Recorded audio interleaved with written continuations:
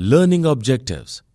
After completing these modules, learners will be able to understand the meaning of international business, identify the operating differences in international and domestic business, know the scope of international business, find out the benefits of international business, learn the modes of doing international business, study the promotional schemes of the government. Meaning of international business and reasons for international business. Introduction. Developments in communication, technology, infrastructures, etc. have brought the world countries closer by cutting down the geographical distances. The changes helped the countries to trade goods and services much easily. This is further aided by World Trade Organization (WTO) and the reforms undertaken by the countries to ease restrictive trade policies. In a way, the world has become one global village. Businesses are now foraying into international markets, citing immense opportunities. India too is increasing its foreign trade and Indian companies are investing in international businesses. Meaning of international business. The production of goods and services and their trade within the boundaries of a nation is known as domestic business or national business. It is also known as home trade or internal trade. If the same activities are undertaken outside the boundaries of a nation, then it is known as international business. It is not just restricted to import and export of goods. It also involves setting up companies outside a country and manufacturing goods or providing services to foreign customers. Thus, international business comprises of both trade and production of goods and services in foreign countries. Reasons for international business. Countries engage in international business due to difference in factors of production among them. Factors of productions like capital, labor, technology, availability of natural resources, etc. varies among them. Some countries specialize in producing particular goods and services at cheaper rates and export to countries in need and gain profit. Companies too work in the same way. They engage in international business to import goods at cheaper prices and export goods to fetch good returns. International business versus domestic business. Doing business in an international market is complex than in domestic market. Politics, socio-economic dynamics, cultural aspects, etc. of the foreign country determine the business there. So, adapting the strategizing as per the host environment is the key. Some differences in doing domestic and international business are as below. Nationality of buyers and sellers. It is easy to do business deals if the buyers and sellers are of same nationality. In international markets, the differences in languages, customs, attitudes, business practices, and goals make it difficult to do business. Nationality of other stakeholders. The nationality of a company's stakeholders, such as employees, suppliers, customers, etc., differs in an international business environment. It complexes the decision-making process. Firms have to take care of the values and aspirations of these stakeholders. Mobility of factors of production. Factors of production like labor and capital have restricted mobility in international business.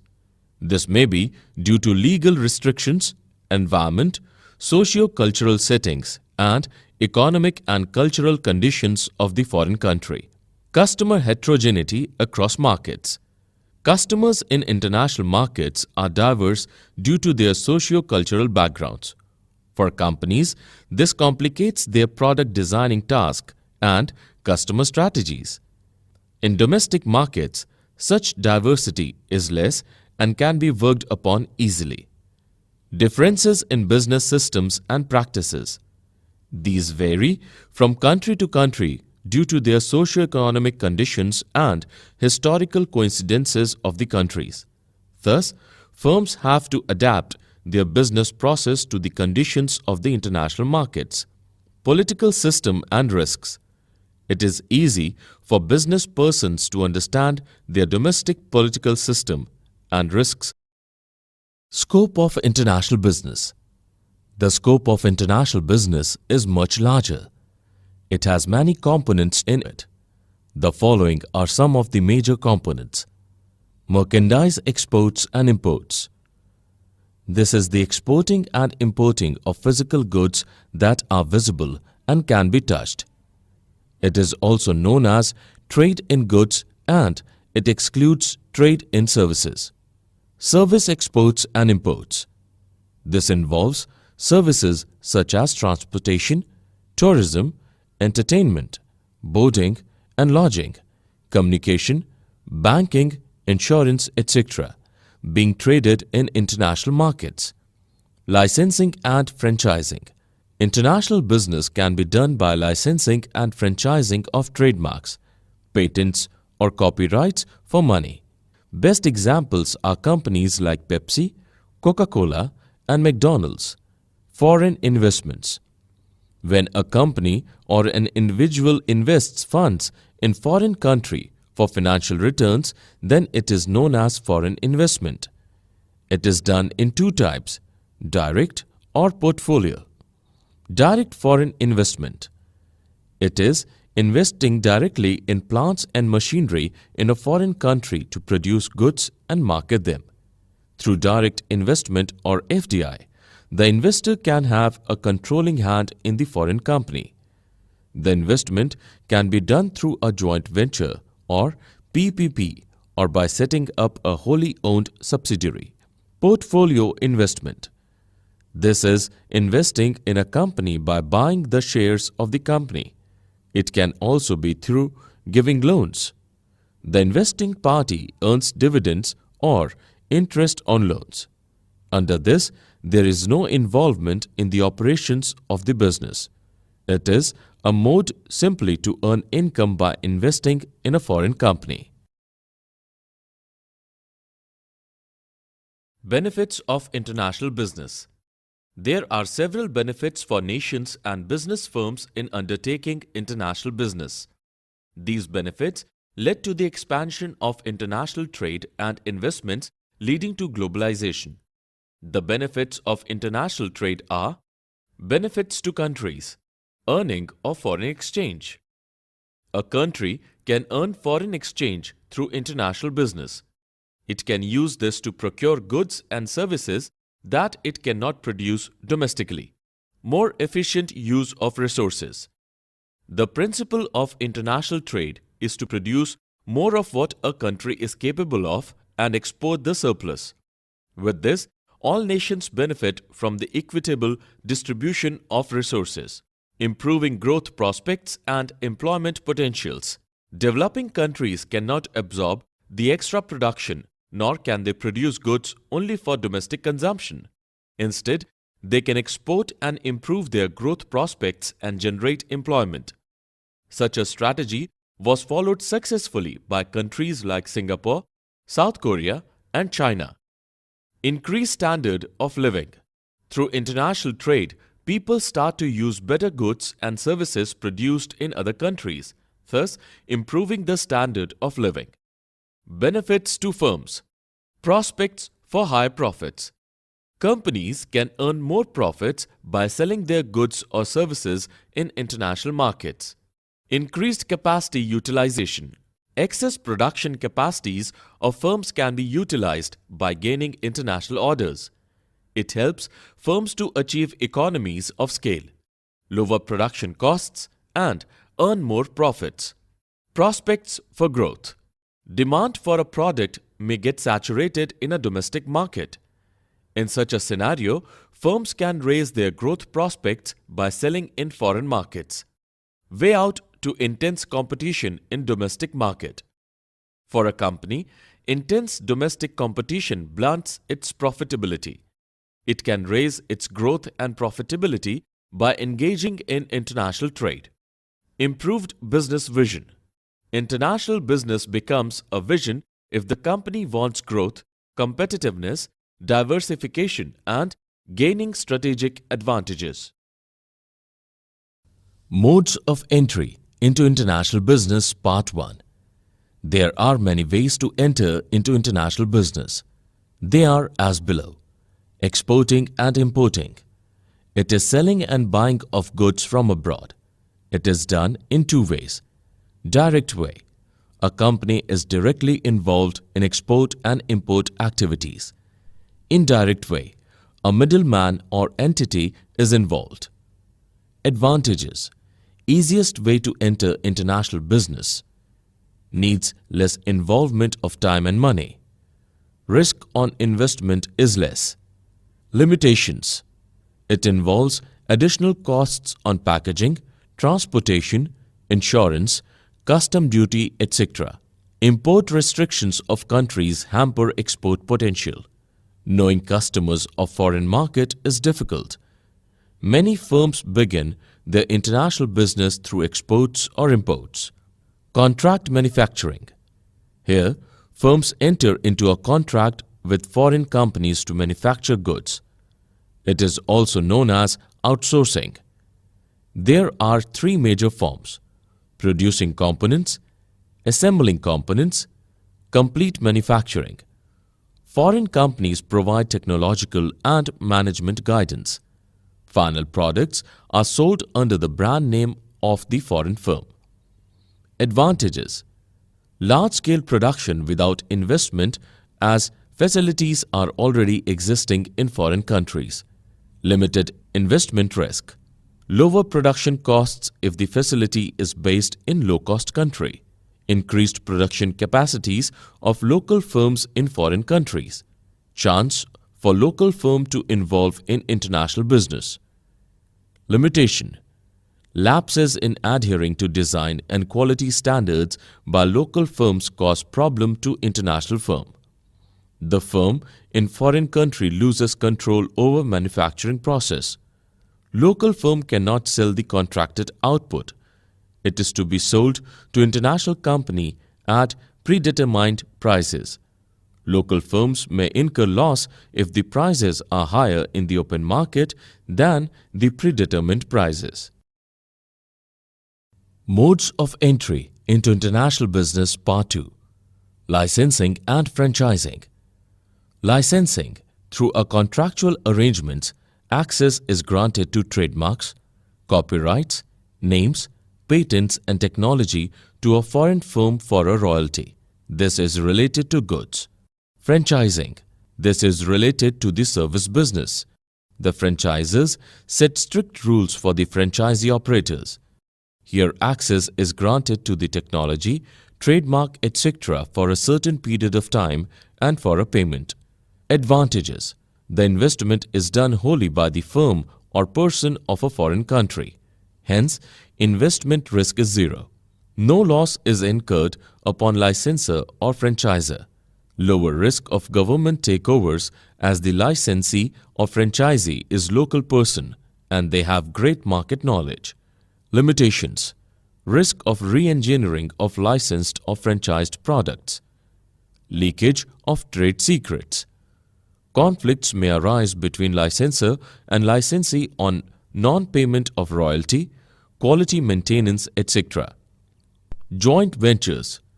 It involves partnering with a foreign firm or person to start an international business. It can be done in three ways. 1. Buying a part of the local company by a foreign investor. 2. Local firm buying a part in a foreign company. 3. Local and foreign firms jointly forming an enterprise. Advantages. Sharing of equity means less financial burden on the foreign firm. Large projects can be executed through joint ventures. The local partner helps the foreign firm in understanding local market dynamics. Avoids sharing of costs and risks involved in entering a foreign country. Limitation. A risk to trade secrets. Dual ownership may lead to conflicts and issue over control of the business. Wholly owned subsidiary. This mode allows for a complete control of the foreign subsidiary company by the parent company. This is done in two ways: setting up a new plant called greenfield venture and acquiring an existing foreign company. Advantages: complete control of operations and no risk to trade secrets. Limitations: high investment requirement, a complete burden on losses and regulations on 100% venture in some foreign countries.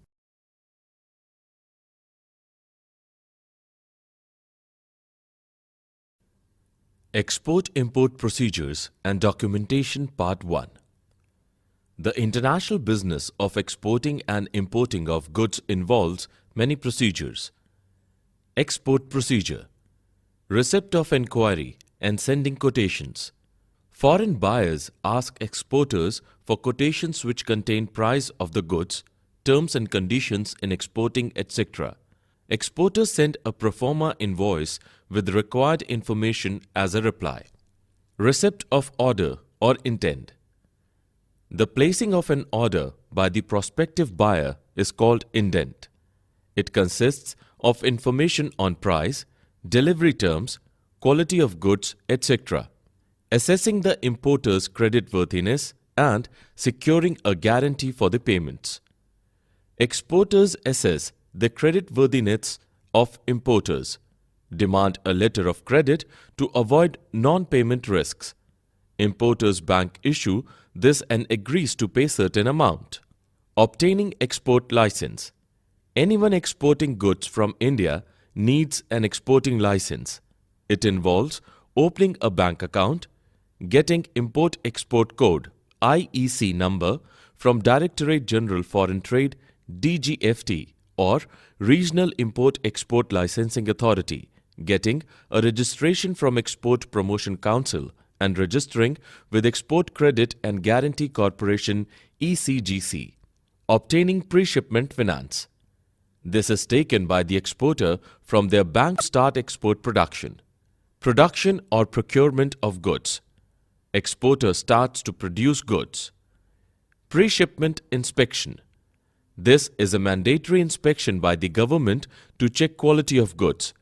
An inspection certificate will be given to the exporter. Excise clearance. The exporter needs to apply to Regional Excise Commissioner with an invoice regarding export duty. The Commissioner gives excise clearance. Under duty drawback scheme of the government, exporters can be exempted from excise duty. Obtaining certificate of origin. To avail tariff concessions, importer must ask exporter to certificate of origin to ascertain the originating country of goods. Reservation of shipping space. The exporting company books space from a shipping company for exporting goods. It enters the details of goods, date of delivery, and port of delivery.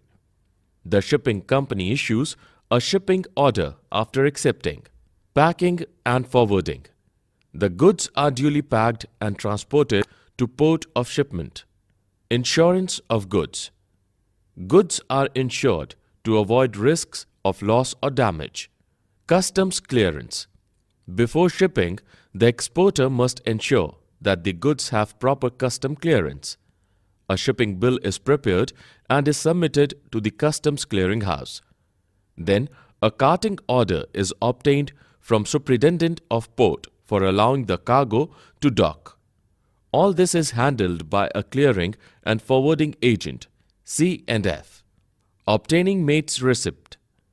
Captain of the ship issues mate's receipt to the superintendent after cargo is loaded onto the ship. The receipt is then submitted to C&F. Payment of freight and issuance of bill of lading. Shipping company calculates the freight based on mate's receipt and issues bill of lading as an evidence of goods having been accepted. Preparation of invoice. An invoice is generated stating the quantity of goods and amount to be paid by the importer. Securing payment. The payment is done at the end through the help of the bankers of exporters and importers. Export-Import Procedures and Documentation Part 2. Import Procedure. Trade Inquiry. Importer inquires for the exporters of the required goods through trade directories or trade associations, etc. A trade inquiry is thus generated. The exporter sends a pro forma invoice after receiving trade inquiry. Procurement of license. As per Export-Import Policy, an importer is to be taken from the Directorate General of Foreign Trade (DGFT), and an Import-Export Code (IEC) number is to be taken. Obtaining foreign exchange. Foreign exchange is to be obtained to pay the exporter. It is done by obtaining the sanction of foreign exchange from RBI authorized bank. Place order or indent. The importer places an indent or import order containing information on price, size, quality, grade, etc. of goods to the exporter. It also contains the delivery date, port of destination, etc. Obtaining letter of credit.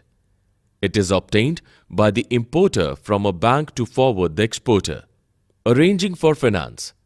Importer thus arranges for finances to be paid to the exporter on the arrival of goods. Receipt of shipment advice. When goods are loaded for transport, the exporter sends a shipment advice to the importer. The information regarding the goods like invoice numbers, the name of the vessel, port of export is mentioned in it. The retirement of import documents. The shipping of goods, the exporter sends necessary documents to the importer via their bank.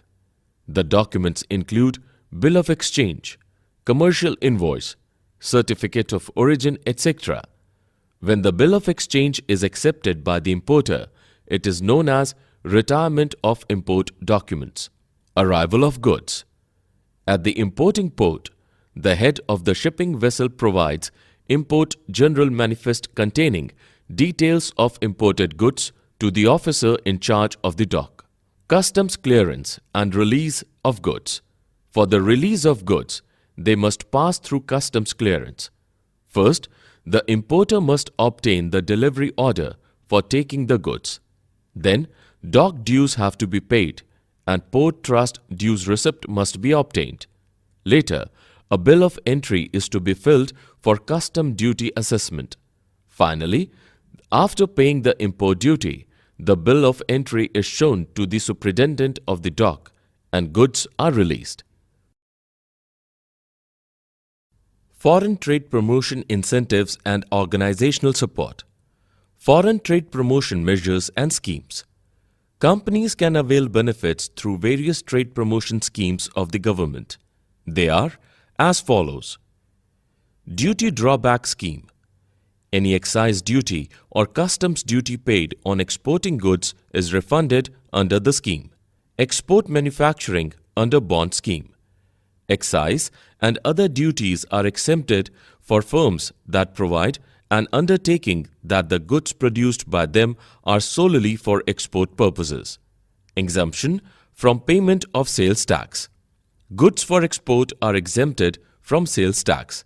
It is available for firms that are 100% export-oriented and those in Special Economic Zones (SEZs). Advance License Scheme. The scheme allows the firm manufacturing goods for exports can get inputs for production either domestically or from international sources duty-free. Export Promotion Capital Goods Scheme (EPCG). Capital goods can be imported at lower custom rates or zero rates for producing goods for export. Scheme of recognizing export firms as export house, trading house and superstar trading house. Export firms that achieved an average export of performance in past years are granted status of export house, trading house, star trading house by government. They also have to fulfill some conditions like building marketing infrastructure, etc. Export of services. Service houses are recognized to increase export of services under the scheme. Export finance. The scheme offers finance for various needs of exporters. Export processing zones (EPZs). These are exclusive areas to produce goods for export. They are often located near seaports and airports. The areas are duty-free.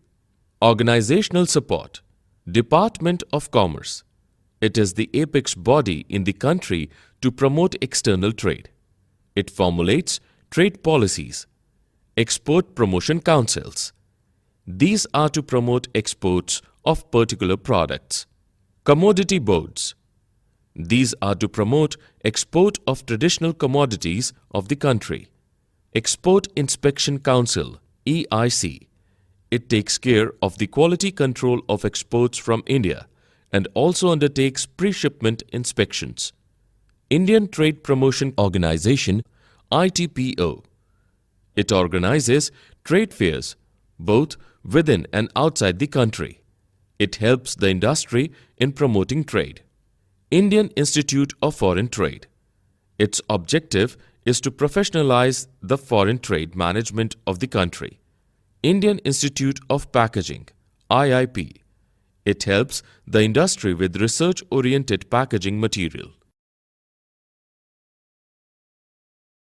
International trade institutions and trade agreements. After the World Wars, for reconstruction and development, the world nations established various institutions for promoting international trade and financing for reconstruction. World Bank. It began as an international bank for reconstruction and development (IBRD). It is to aid the war-affected countries in their reconstruction process. From 1950s, the World Bank started helping underdeveloped nations. In 1960, it has set up International Development Association (IDA) for providing loans at concessional rates. International Monetary Fund (IMF). It was set up for building a system for adjusting exchange rates. Its main objectives are: 1. Promoting international monetary cooperation. 2. Balanced expansion of business trade. 3. Stability in exchange rate.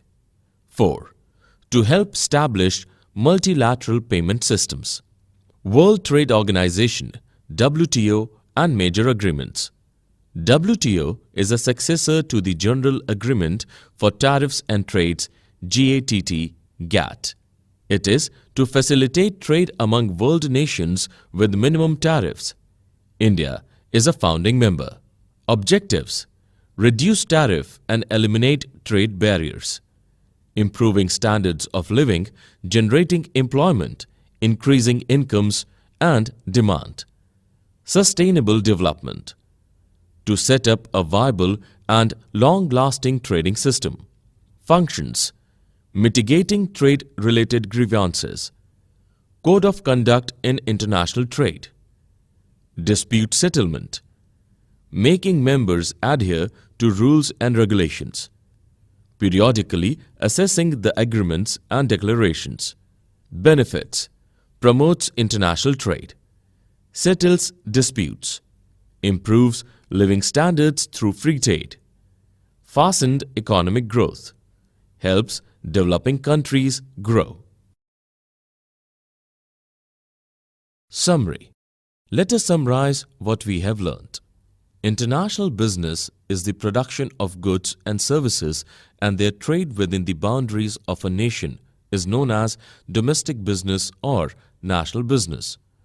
Doing business in an international market is complex than in domestic market. Politics, socio-economic dynamics, cultural aspects, etc. of the foreign country determine the business there.